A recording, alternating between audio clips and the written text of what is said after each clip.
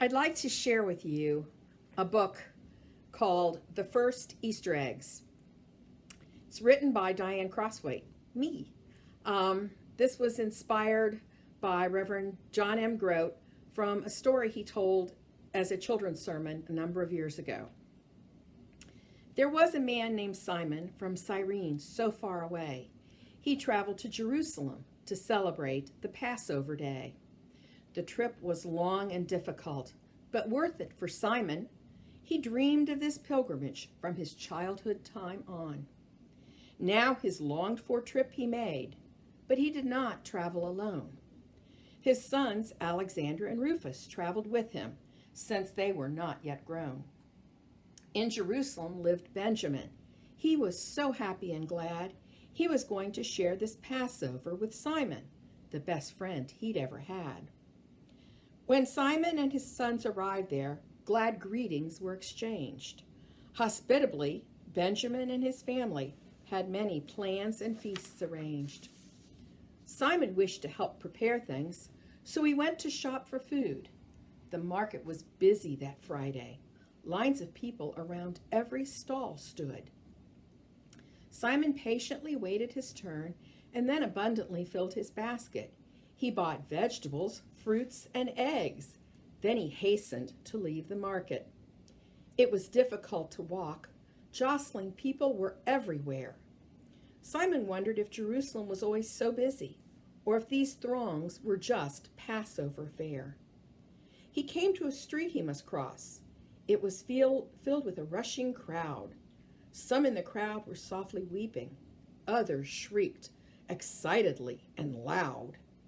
What could all this commotion be? Simon wondered as he stood there. Then he saw ranks of soldiers approaching, with a man carrying a cross too heavy to bear. The soldiers seemed not to care that the man looked pained and weary. The man stumbled and fell down. The soldiers thrust the cross on Simon to carry. What else could he do?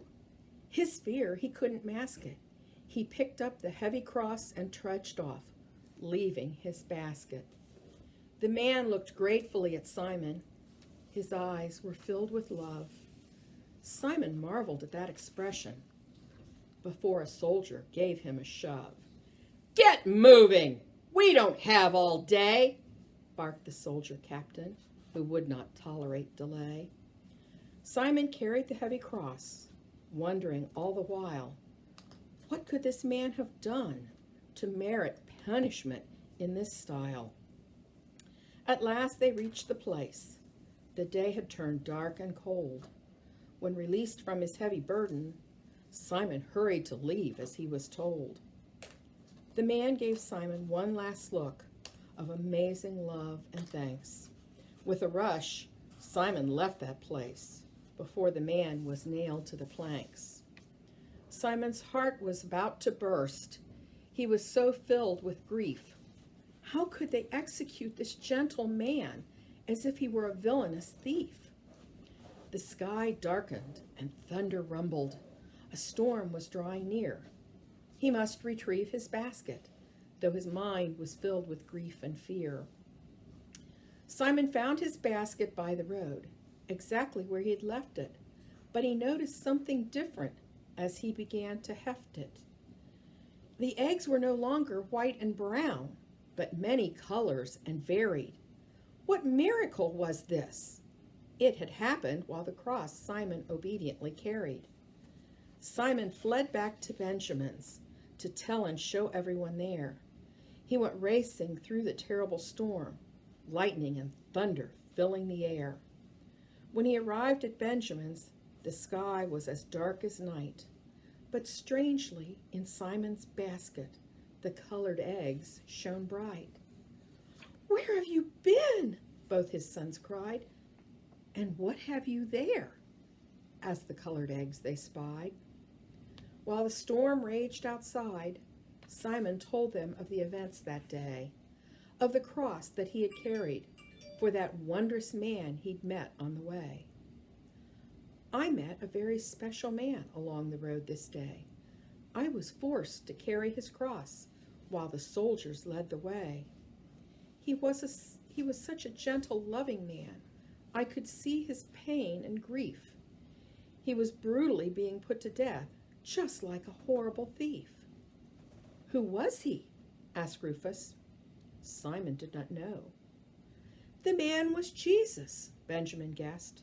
"The Pharisees said he'd have to go." "But why?" asked Alexander, "if he was so gentle and caring?" "He spoke of being God's son," answered Benjamin, "and that was much too daring." "The man was filled with so much peace and love," said Simon. "I believe it must be true. How else could he have borne it?" Simon had just said more than he knew. Suddenly the storm grew quiet. The eggs with a radiant light shone. A loving voice echoed forth, "Simon, to you this day my son has been made known." "Who's speaking?" all but Simon said in wonder. Simon replied, "It is the voice of God that fills this room like thunder." "Simon, you who kindly helped my son this dark and terrible day will be remembered with baskets of colored eggs each Easter in this way." And so each Easter we celebrate with baskets of colored eggs so bright, and with them we will remember Simon, who carried our Savior Jesus' cross with his might.